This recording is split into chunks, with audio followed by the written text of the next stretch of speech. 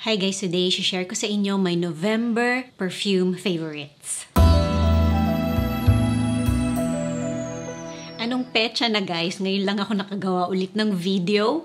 December 23 today. So ilalagay ko dito yung time kung anong oras na ngayon habang ginagawa ko tong video na to. Pero gusto kong maipost. Sana maipost ko bago matapos tong taon na to, itong November perfume favorites ko. So mag-start muna tayo dito sa, sabihin na nating nagulat ako sa kanya na bumalik siya sa market. And this is the Origins na Ginger Essence guys. Ginamit ko to a long time ago. And then, I think, kung hindi ako nagkakamali, na wala siya sa market. As in, ang tagal ko siyang hinanap, ang tagal kong hindi nakakita ng stocks nito. Until one time, dumaan ako sa SM. Meron kasi tayong Origins doon sa SM Makati, sa department store. Nabubulol ako guys, hindi na ako sanay gumawa ng video. Nakita ko siya, I can't believe it. So, inamoy ko kasi baka iniba yung formulation, baka iba na siya. Pero nung pag-amoy ko, I don't know, siguro na-miss ko lang siya ang bango-bango niya, and ito pa rin yung gustong-gusto kong ginger essence. So sa mga laging nanonood sa akin, alam naman ninyo na hindi ko gusto, hindi naman lahat, may mga nakakalusot naman, pero kadalasan, hindi ko gusto yung mga perfumes na merong ginger na note or gingery yung amoy niya. Sabi ko nga, may ibang nakakalusot na maganda naman yung pagkakablend ng ginger na note dun sa pabango. Basta ang ayoko lang yung mag-amoy siyang parang yung luya sa goto. Meron kasi akong experience na gano'n na inaamoy ko siya. Hindi mawala sa isip ko na ang naaamoy ko is yung luya sa goto.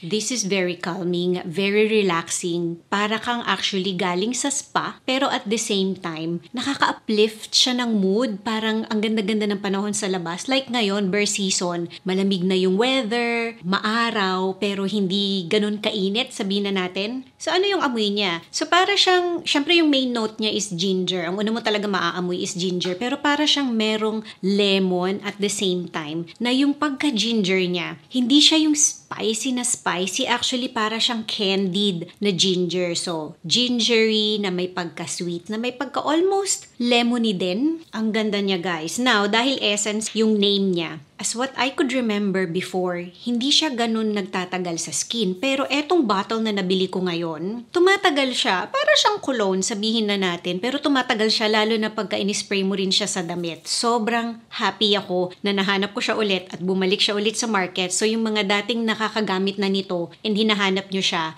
nasa Origins na siya ulit na store. For everyday, pwede mo siyang ipang blind buy, ipang regalo sa mga high school, pataas. Unisex siya, kahit sino pwedeng gumamit. I don't know, I don't think kailangan ko pa siyang gawa ng separate na review, pero tingnan natin, mag-comment nga kayo below guys.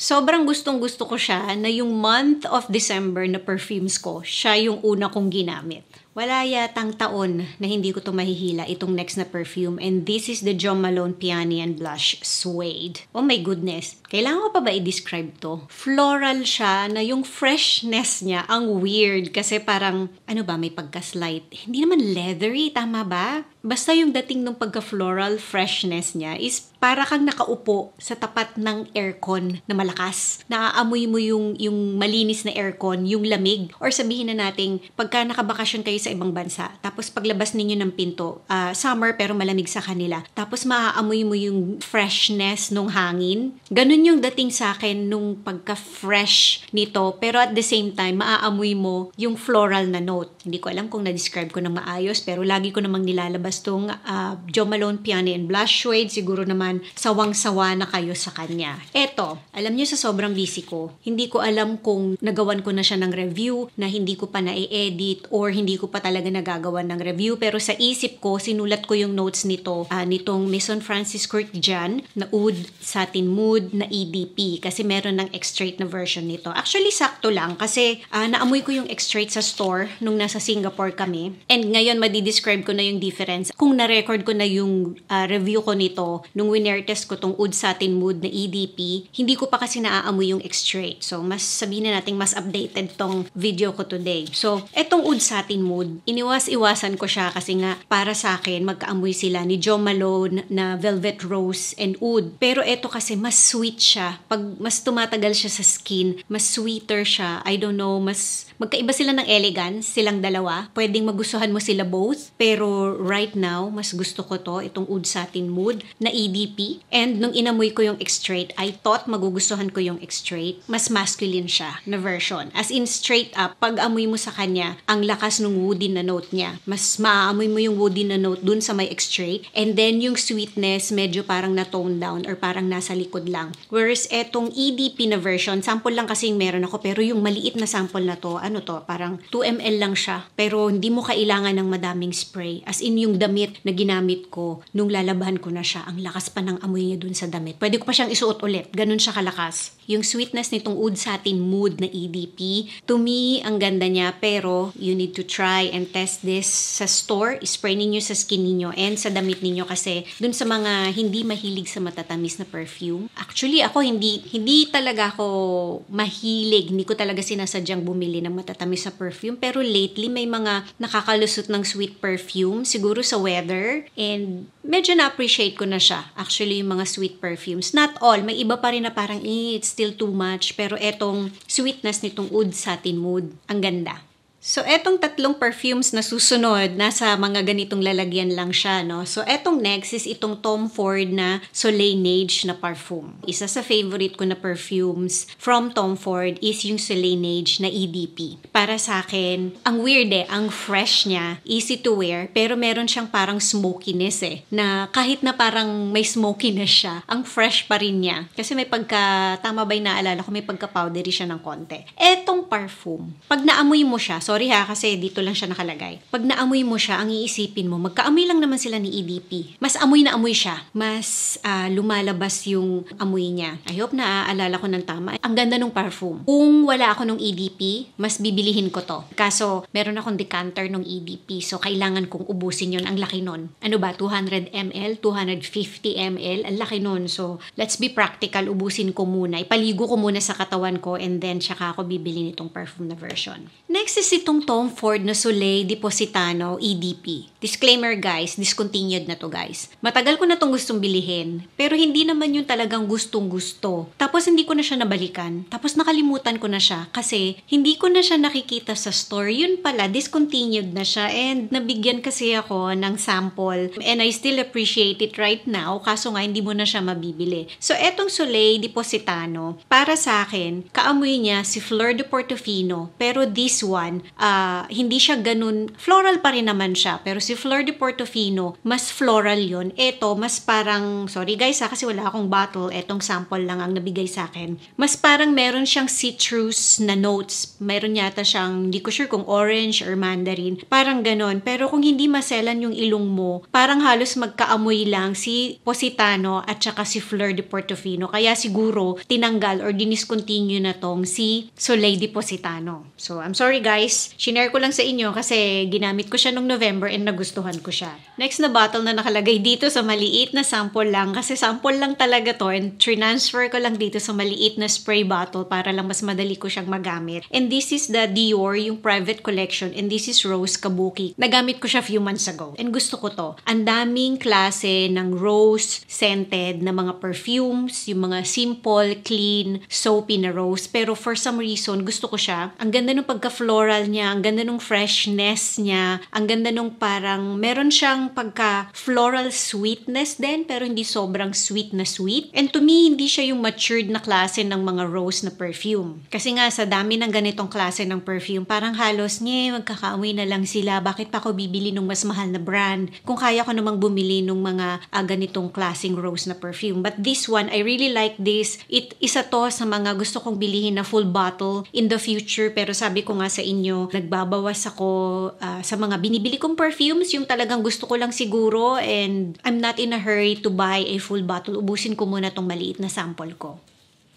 Kung gusto ninyo ng strong na floral na perfume, this is Florenza from Maison Alhambra. Kaamoy niya si Gucci Flora and magkaamoy nga sila. And ang lakas talaga nitong pabango na to. Very girly, very floral. Bagay siya actually ngayong burr season kung gusto ninyo ng floral fresh na pabango na naglalast. This one is Yves Rocher. I hope na pronounce ko naman din ng maayos. And this is the Garden Party. And eto siya guys. Nagre-research ako nung nabili ko to kasi naka-sale siya nung nabili ko. Light and green na klase siya ng perfume. Pwede mo siyang mahilera sa Erin, yung mga ganong klase ng perfume. Pero this one, ang hina lang kasi nito guys. As in, parang cologne lang siya almost. Pero, easy to wear siya. Madali siyang gamitin dito sa weather natin sa Pilipinas. And kung gusto ninyo ng perfume na, tama lang naman yung name niya, Garden Party kasi yung name niya. May pagka-green siya na fresh. Sakto to sa inyo. Nabasa ko nga lang na itong Garden Party parang diniscontinue na siya. At one point, gusto ko bumili ng backup bottles but napigilan ko yung sarili ko kasi sabi ko nga, di ba nagtitipid ako. Ayoko na nung overconsumption, yung sobrang backup ng backup unless gusto ko siya. And the reason na, isa ding reason na napigilan ko yung sarili ko na wag nang mag-backup because mahina siya. Gusto ko man yung amoy niya pero sobrang hina niya so parang it's not worth it. Okay na sa akin yung isang bottle, maubos ko siya, ipaligo ko, then yun na yun. Last 3 bottles, dito muna tayo sa may diptyque and this is Oyedo. Ang tagal ko nang nabili tong pabango na to. Ngayon ko lang nabuksan. But of course, naamoy ko siya sa store bago ko siya bilhin. Ganun naman ako lagi. Naamoy ko, minsan natetest ko, minsan hindi. Pero pag nagustuhan ko siya, iuwi ko na siya. Kaya nga sabi ko sa inyo, nagko-control ako ngayon. Mas naninigurado na ako pag bumibili ako at ini-spray ko na siya unless pagka yung kunyari nakabakasyon kami sa Europe and alam kong hindi na ako makakabalik ulit dun sa store and nagmamadali kami dumaan lang kami, ayun siguro mag-aamoy ako and then bibilihin ko na siya pero as much as possible iniiwasan ko na yon. Etong Oyedo, very parang sobrang sugary, hinog na orange or mandarin, very uplifting, may pagkaamoy royal true orange siya, sobrang tamis na orange pero ang fresh and ang bango niya. All year round pwede naman siya siguro sa weather natin dito sa Pilipinas pero yung parang sweetness niya kasi parang magiging too much pag sa summertime pero sinasabi ko lang yan ngayon kasi hindi pa naman siya nagagamit ng summertime. Parang sa ngayon kasi mas naiisip ko mas okay siya sa burr season or malakas na aircon, ganon medyo malamig para hindi siya maging sobrang hinog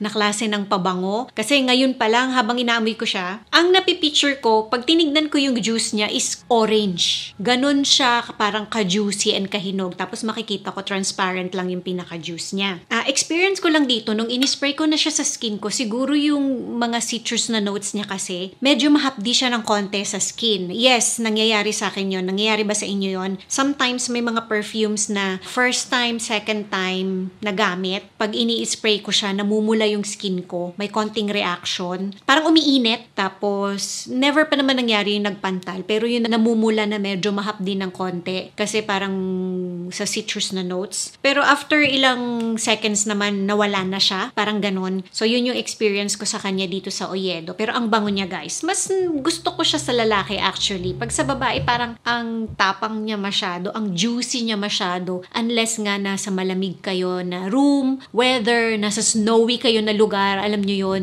Kasi medyo mas ninipis pa yung sweetness niya or yung pagka-juicy niya. Maison Francis Kurkdjian Apom 2024 and this is EDP, tama ba? Yes, EDP siya. I know, ang laki ng bottle ko pero I'm happy na malaki yung nabili kong bottle because nung una, hindi ako sure sa kanya. Gusto ko siya kasi parang madali siyang gamitin, it's clean, it's powdery, parang amoy malinis na carpet ng hotel. Alam nyo yon. Tapos sasabihin ng iba, bakit gusto mong mag-amoy carpet ng hotel na malinis, na mabango? Pero nung ginamit ko siya ulit nitong November, mas na-appreciate ko siya guys. Siguro mas bagay talaga siya sa ganitong weather, medyo malamig-lamig ng konti. Sweet, powdery na ang linis niya. And may pagka parang comforting and calming yung scent niya. Matagal din siya sa sa damit. Yung damit na inisprayhan ko nito. Naamoy ko pa siya nung lalabhan ko siya for something na parang calm and clean and hindi super loud na klase ng perfume ang kapit niya. Ang simple niya lang guys, ayun lang, kung hindi kayo mahilig sa powdery na perfume, you might find it matured. Pero i-test nyo to sa store guys. Spray ninyo sa damit ninyo, sa skin ninyo. Kasi kahit na powdery siya, may sweetness siya. Ang linis niya guys. Itong last na bottle, hinuli ko talaga siya kasi nga, ang hirap niyang i-pronounce. Baka dumugo yung ilong ko dito and I hope ma-pronounce ko siya ng maayos. This is the Hermes Jardin Méditerranée.